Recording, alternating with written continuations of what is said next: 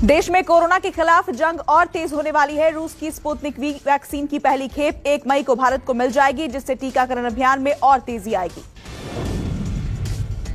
Corona संकट के बीच PM Modi ने आज रूस के राष्ट्रपति व्लादिमीर पुतिन से बात की। इस दौरान द्विपक्षीय संबंधों पर भी चर्चा हुई। साथ ही रूस भारत के रक्षा और विदेश मंत्रियों की बातचीत होगी। पीएम मोदी ने मदद के लिए पुतिन का शुक्रिया किया। देश में कोरोना के कहर के बीच एक अच्छी खबर है। सीरम इंस्टीट्यूट ऑफ इंडिया ने कोविशील्ड की कीमत कम कर दी है। अब राज्यों को कोविशील्ड की एक डोज 400 रुपए की जगह 300 रुपए में मिलेगी। सीरम इंस्टीट्यूट के सीईओ अदार पूनावाला को वाई कैटेगरी की सुरक्षा दी गई है। गृह मंत्रालय ने आदेश जारी कर दिया है। वाई श्रेणी की सुरक्षा में कुल 11 सुरक्षाकर्मी तैनात किए जाते हैं, जिसमें 2 पीएसओ भी शामिल होते हैं। देश में 18 साल से अधिक उम्र के लोगों के लिए वैक्सीन का रजिस्ट्रेशन शुरू हो गया है। हालांकि हैवी ट्रैफिक की वजह से वेबसाइट में दिक्कत देखने को मिल रही है।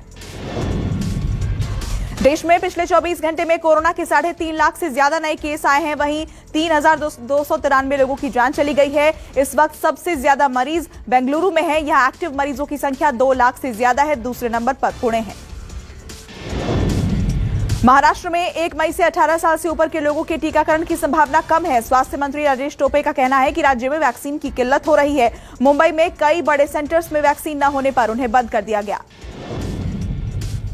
महाराष्ट्र में आज नए कोरोना मरीजों की संख्या में थोड़ी कमी आई है। एक दिन में 63,000 से ज्यादा नए केस सामने आए हैं, लेकिन मौत का आंकड़ा और बढ़ गया है। 24 घंटे में 985 कोरोना मरीजों की मौत हुई है।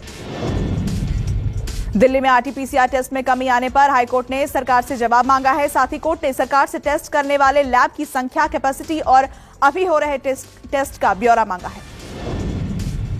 दिल्ली में कोरोना के बढ़ते कहर को लेकर सीएम केजरीवाल ने अधिकारियों के साथ बैठक की, जिसमें ऑक्सीजन और बेड बढ़ाने पर चर्चा हुई। साथ ही होम आइसोलेशन पर भी मंथन किया गया। बिहार में फिलहाल लॉकडाउन नहीं लगेगा। सीएम नीतीश कुमार ने इसका ऐलान कर दिया है, लेकिन कोरोना संक्रमण रोकने के लिए सख्त पाबंदी रहेगी। प्रदेश में शाम 4 बजे दुकान बंद हो जाएंगे और 6 बजे से नाइट कर्फ्यू रहेगा। गोवा में कल से संपूर्ण लॉकडाउन रहेगा, जो 3 मई की सुबह तक लागू रहेगा। इस दौरान सिर्फ आवश्यक सेवाओं और औद्योगिक गतिविधियों को अनुमति रहेगी। सार्वजनिक परिवहन बंद रहेगा। राजस्थान के मुख्यमंत्री अशोक गहलोत की पत्नी की कोरोना रिपोर्ट पॉजिटिव आई है। सीएम ने खुद को क्वारंटीन कर लिया है। खुद मुख्यमंत्री ने ट्वीट कर इस बात की जानकारी दी। बरेली की नवाबगंज सीट से बीजेपी विधायक केसर सिंह गंगवार का कोरोना से निधन हो गया।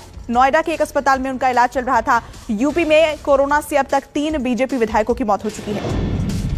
पश्चिम बंगाल में कोरोना मामलों में 75 गुना उछाल देखने को मिला। पॉजिटिविटी रेट भी बढ़कर लगभग 30% हो गई है। हेल्थ एक्सपर्ट्स कोरोना के बढ़ते मामलों को बड़ी राजनीतिक रैलियां इसके पीछे की वजह बता रहे हैं। गुजरात में 2 महीने बाद पहली बार कोरोना मामलों में थोड़ी कमी आई है। प्रदेश में पिछले 24 घंटे में 14,120 नए केस सामने आए, जबकि एक दिन में 174 मरीजों ने दम तोड़ा।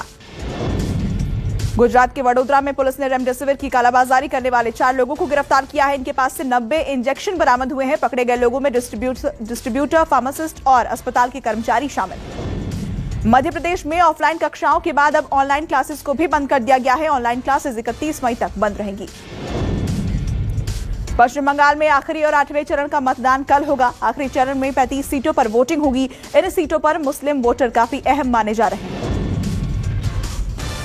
मुस्लिम धर्मगुरु मौलाना यासूब अब्बास ने रमजान में जुलूस निकालने की इजाजत देने की मांग की है। इसके लिए उन्होंने सीएम योगी आदित्यनाथ को पत्र लिखा है। उन्होंने कहा कि जब राज्य में पंचायत चुनाव हो सकते हैं, तो सरकार रमजान के जुलूसों को क्यों नहीं निकलवा सकती।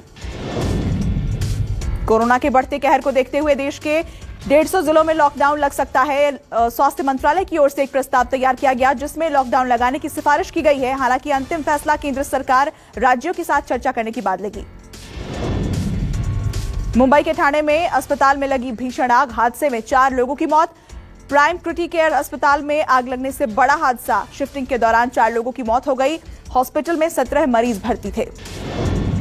वडोदरा के अलकापुरी में गैस लीकेज से भीषण आग लग गई। देखते ही देखते आग की लपटों ने आसपास की झाड़ियों और पेड़ों को अपनी चपेट में ले लिया। आग रेलवे स्टेशन के करीब तक पहुंच गई। देश में ऑक्सीजन संकट जारी है, जिसके चलते अब ऑक्सीजन सिलेंडर चोरी होने लगे हैं। राजस्थान के जयपुर में एक सरकारी अस्पताल में ऑक्सीजन सिलेंडर को जंजीरों से बांध दिया गया, ताकि चोर इसे न ले जा पाए। पटना एनएमसीएच में एक बार फिर से तोड़फोड़ हुई है। कोविड मरीजों की मौत से भड़के परिजनों ने डॉक्टर को अपना निशाना बनाया।